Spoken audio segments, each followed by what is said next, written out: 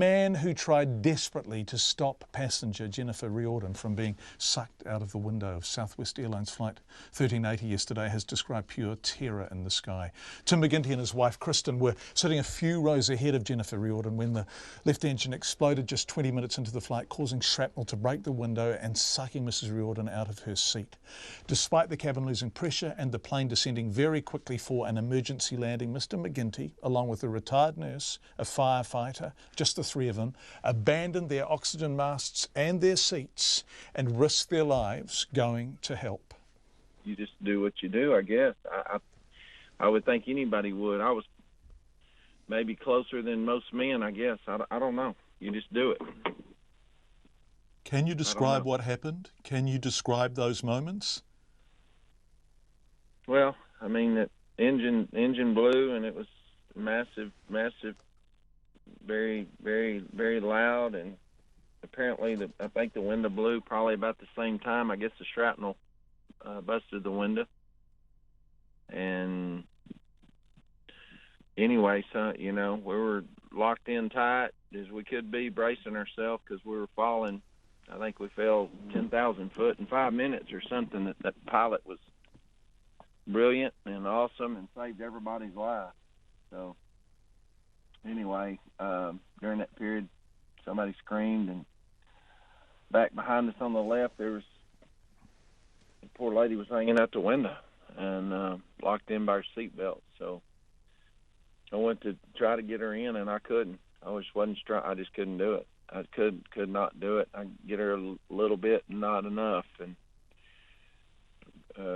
guy Andrew showed up, and between the two of us, we finally got her in. And he and a RN that was on the plane started CPR. They started, trying to resuscitate her and kind of trying to evaluate her.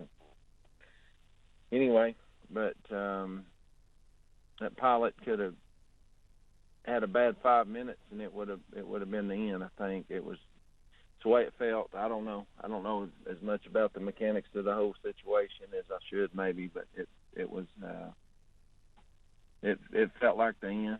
It sure did. It felt like the end. I don't know if it was or wasn't, but I know that decompression was happening at a high rate, and everything was rattling, and I was worried about the structure of the craft. But anyway, that's what happened.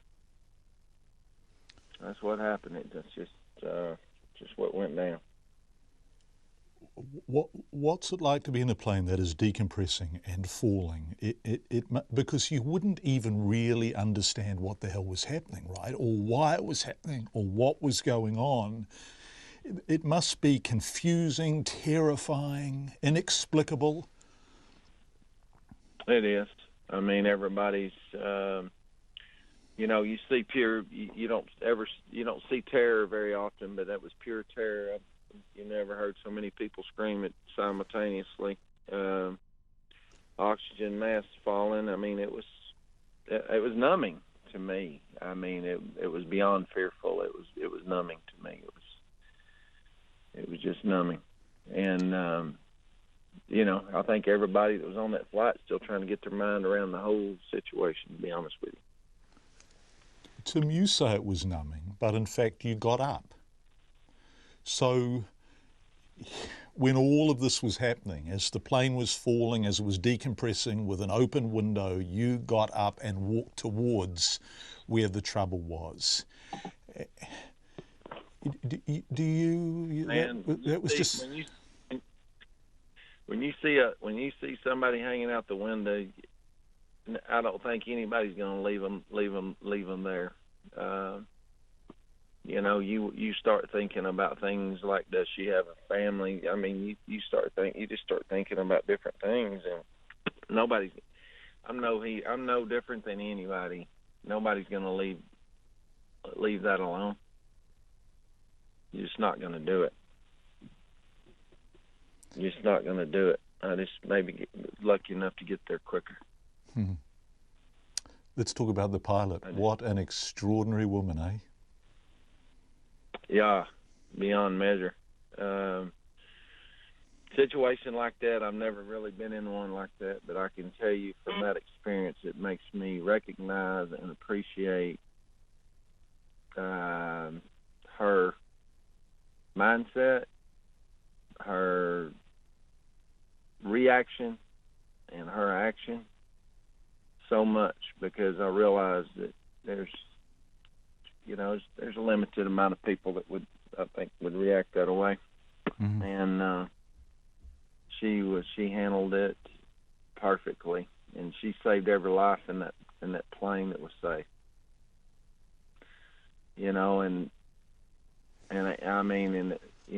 Andrew, he showed up. I was, doing everything I could, and it wasn't enough. I wasn't gaining any ground, and when he showed up, between the two of us, what we could get done was enough. And then he and Peggy, the RN, whenever they piped in, they looked to me like they'd worked together their whole life. They'd never met each other. Mm-hmm. They knew exactly what each other was thinking. They were so well trained and reacted so well under pressure. I was in awe of them. It was awesome. It really was. And if there was any chance that could have saved her, they would have saved her. If there was any chance, then that would have saved her. Those people knew exactly. When there was a nice doctor that came up that was helping with trying to help with the CRP, as far as like the mask, you help them breathe a little bit. And I can just tell you, if she could have been saved, it would have been done. I hope that family knows that.